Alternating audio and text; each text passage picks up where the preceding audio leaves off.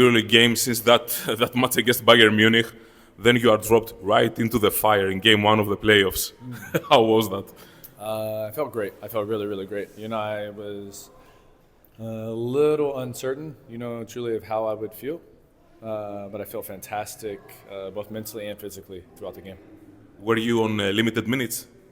No. Coach said, we will use you if we want to use you. We will not try and use you too much, but it wasn't a limit, restriction or minute restriction or anything. But I thought he handled it great. 14 minutes and they were all split up. I felt really good.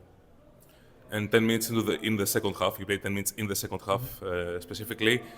I'm talking to a colleague next to me and I'm saying, wow, Olympiacos can't buy a bucket from long range. You were 4 out of 23 and then boom, you drop your three-pointer, your first, the only basket in the game. I won't say that it was a dagger, but it was an important basket that put back the comeback attempts that Real Madrid game. How was it for you scoring that shot?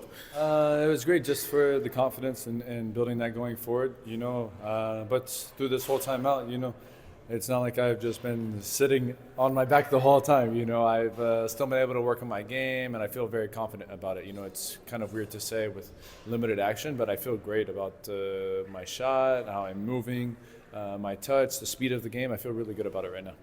There were a lot of speculation during these months that you were absent. When will he come back? How is his condition? Will he be able to deliver at the top level like he used to do? Will he miss the season? Sure. Lots of rumors. How was the situation, truly? The media, right?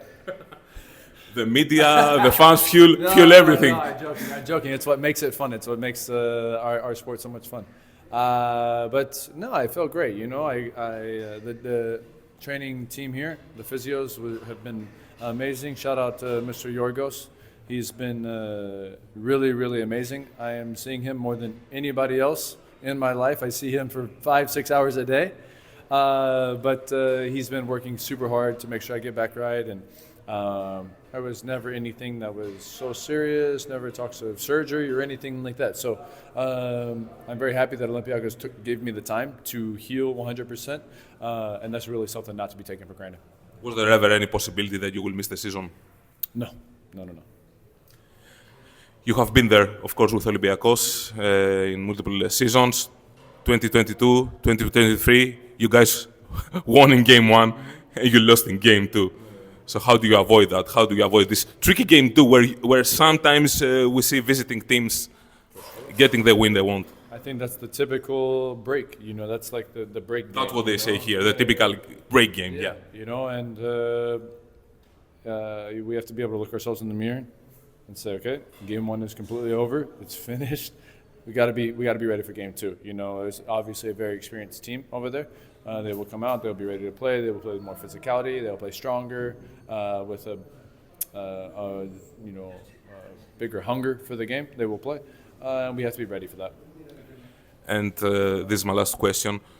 Not only you were dropped into the fire, like I said, but you have to guard a player like Facu Campazzo. You have to beat Real Madrid in their game in a way because they are the best defensive team in the EuroLeague.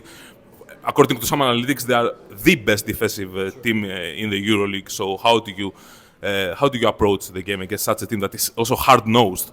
They have the quality, but they're also tough. Yeah, we have to play our game. Not play their game. And when we move the ball, when we play with speed, it has nothing to do with the other team's defense. That will work against the last team's defense or the first team's defense. We play against our defense, which is one of the best in EuroLeague, every day in practice. So we know how to play. We know how to play with speed. We know how to execute. Thank you, Thomas. I appreciate it. Congratulations.